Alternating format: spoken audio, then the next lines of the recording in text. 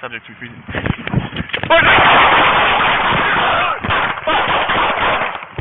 What's going on, guys? It's your boy Tillman with another Tillman's Take. So what I want to do is I want to debrief a video that comes to us out of Las Vegas from 2017.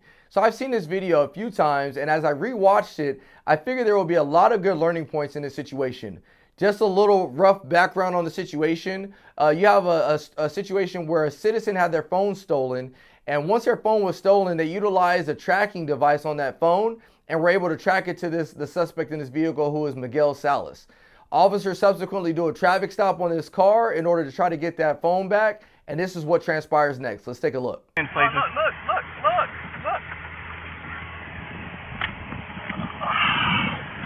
Step out of the car, man. Dude, why are you guys trying to get me out of my car, dude?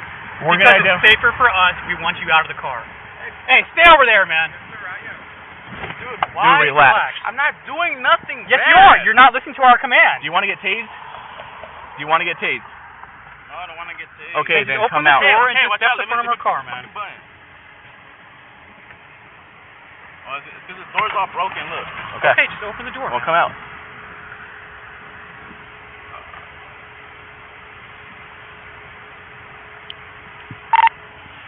Three 10.2. Can we get another unit? Subject to freezing.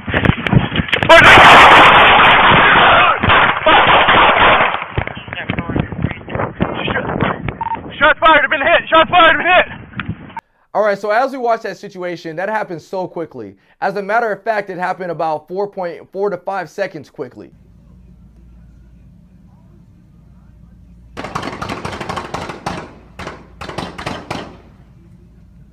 And so the reason I bring it up is because a lot of times people don't realize how quickly situations can escalate.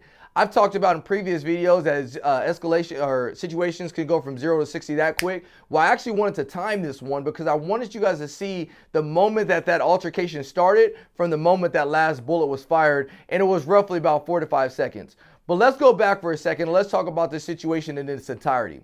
So we talked about why traffic stops are so dangerous and what makes them dangerous. Well, one of the things that happens in this situation is you have the suspect, Miguel Salas, who is not complying with the officer's instructions. So there's typically times where I'll tell people, hey, just comply. Well, why do I say just comply? Is because one of the things that suspects will do in situations, if they're going to cause harm on an officer or they're trying to flee from us or try to use some type of force, is they try to deflect. What do I mean by deflect? You can notice that the suspect in this video is deflecting a lot. What he's doing is basically saying, hey, why are you stopping me? Why do I get out of the car? He keeps putting one arm in or one arm outside the vehicle, then one arm back in. He crosses his arms. He keeps questioning the officer's actions. This goes on time and time again throughout this video as we watch it. That's called deflecting. And what deflecting means is that suspect is trying to find out his opportune time to either, in this situation, utilize force against the officers, which is deadly force, start shooting at them, or sometimes people will deflect because they're trying to find out that opportune moment to flee from the officers. And so when an officer is doing a traffic stop with you and you keep going back and forth and bantering back and forth with the officer, in your mind, you're arguing the reason for that ticket and trying to convince that officer why you don't deserve that ticket. But in the officer's mind, a lot of times what's going on is, hey, this person is trying to deflect. Are they deflecting because they want to shoot me, or are they deflecting because they want to run from me? And in this situation, it was the latter, is that guy wanted to actually shoot that officer, and that's what he ends up doing.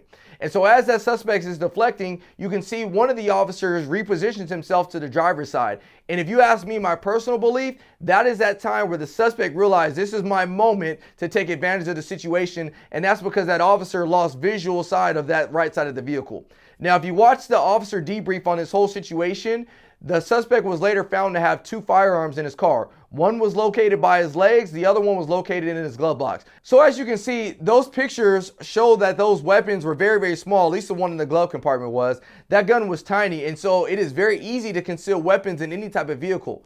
The reason I believe that the suspect found the most opportune time to shoot at the officers when the other officer repositioned himself from the passenger side to the driver's side was because the moment that officer did that, he could no longer see through the passenger side and see what that suspect had or what he had access to.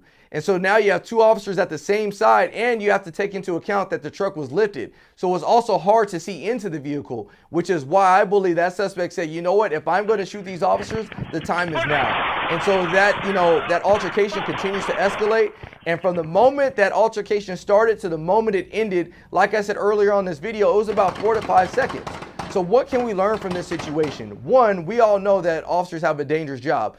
Two, when officers tell you to keep your hands where they can see them, it's for a reason. It's not because they're trying to be, disrespectful to you. It's not because they're trying to be demeaning to you. It's because as long as they can see your hands, they know you're not a threat. The other thing is the time of the stop is not the time to argue about whether or not you deserve that ticket or not. We said it before and I'll say it again. I'm saying that because in situations like this, we know as officers that suspects will use, argumentative tactics to deflect so that way they can find the most opportune time to either flee or try to use some type of force against the officer. And so that's why I tell people don't argue at the time of the stop, because again, in your mind, you're perceiving it as I need to get out of this ticket. Whereas in the officer's mind, he's thinking, is this person trying to do something against me or is he trying to run from me? All right, so what I want to do now is I want to slow this video down for you guys. And I want you guys to see something. The suspect was literally able to shoot the officer that ran in front of the vehicle and the officer that was behind the pillar of the car. That is crazy because a lot of times people may say, hey, look, that's impossible for a suspect to shoot behind him, or it's impossible for him to shoot two people at one time. Well, he did in this situation, and it happened that fast. So we can't underestimate the fact that if a person is in a vehicle and he has a firearm, he is capable of shooting people in front of him and behind him. And I'll also want you to take into account how many rounds went off. I think I counted about 10 rounds in this video, and that 10 rounds was fired in the span of 4 to 5 seconds. So that's how quickly a person can let off that many rounds. And in this situation, it was more so the suspect firing at the officers than it was the officers returning fire at the suspect. This was a dangerous situation. The officer that got shot through his chest, one of them actually went through the top of his chest and exited through his lower back. You can hear as he's running away from this situation, you can hear him gasping and coughing, and that's because he sustained a gunshot wound. The other officer in the situation, he was actually shot, but it actually went through his belt, so he was very lucky. The officer that was shot through his chest, his partner on scene actually drove him to the hospital so that way he can get there quickly, and that's probably what actually ended up saving his life. The suspect in the situation was shot by the officers. He sustained a gunshot wound to the head and died on scene. I can't overestimate how deadly these situations can be, and that's why I tell people in any type of traffic stop, please don't argue with the officer. Please do as you're told. If you feel that ticket wasn't justified, that's what the courtroom's for. Go to court, make your case there, but don't make it on the side of the road because we see how bad things can get very quickly. That's my Tillman take for today. Thanks again. God bless. Leave your comments in the note section. Tell me what you think about it. Take care.